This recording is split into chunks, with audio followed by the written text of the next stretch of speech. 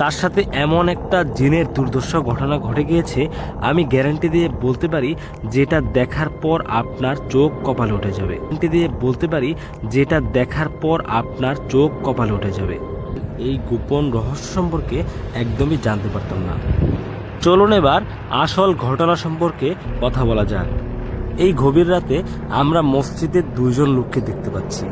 একজন শুয়ে আছেন, তিনি হলেন মসজিদের ইমাম সাহেব।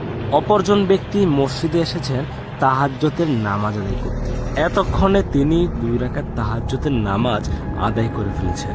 কিন্তু এক পর্যায়ে তার হাতে আমরা ফোন লক্ষ্য করতে পারছি। আসলে এই গভীর রাতে তাহাজ্জুদের সময় মসজিদে ফোন ব্যবহার করাটা কতটা যুক্তিসঙ্গত। তিনি সম্ভবত মসজিদের ভিতরটা তার ফোনের ক্যামেরা দ্বারা ভিডিও করছেন। আমার মনে হয় মসজিদের ভিতরে যে জিন থাকে এই বিষয়টা সম্পর্কে তার ন্যূনতম ধারণা নেই। আমরা অনেক সময় মসজিদের ভিতরে গিয়ে এমন কিছু ভুল করে ফেলি যেই ভুলের মাসুল আমাদের জীবন দিয়ে দিতে হয়। ভিডিওটি না টেনে দেখতে থাকুন, আসল ঘটনা এখনই দেখতে পারবেন।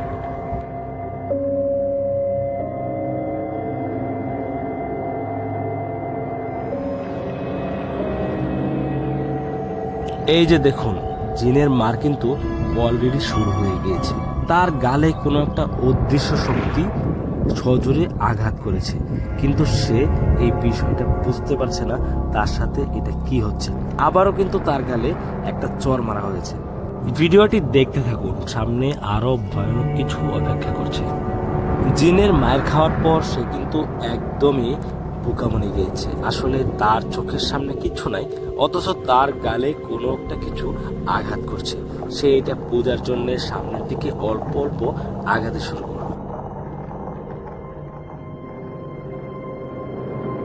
এই যে দেখেন, জিনের মায়ের কারে বলে এমন এক চর দিছে যে চরের আঘাতে সে মসজিদের ফ্লোরে যায় পড়ছে। এখন কিন্তু মোটামুটি অজ্ঞানের অবস্থা। মায়ের আঘাতে আর ভয়ের কারণে সে কিন্তু বর্তমানে খিঁচুনি শুরু করছে। দেখেন, মানে উঠে দাঁড়ানোর মতো কোনো শক্তি নাই, মুখ দিয়ে কথা বলার মতো কোনো শক্তি নেই। এর খিঁচুনির আওয়াজে কিন্তু ইমাম সাহেবের ঘুম ভাঙছে। ভাঙার পর দেখেন, মানে হুজুরা কিন্তু অবাক হয়ে গেছে যে লোকটার সাথে কি হলো। এতক্ষণ পর্যন্ত হুজুর তো বিষয়টা খেয়াল করে নাই। যখন দেখতে পারলো যে এই অবস্থা, তখন হুজুরও এক প্রকার মানে বাকরুদ্ধ হয়ে গেল যে কি করবে এখন। এরপর দেখেন হুজুর একটা বুদ্ধিমানের কাজ করে, যার কারণে কিন্তু লোকটি মোটামুটি বেঁচে যায়।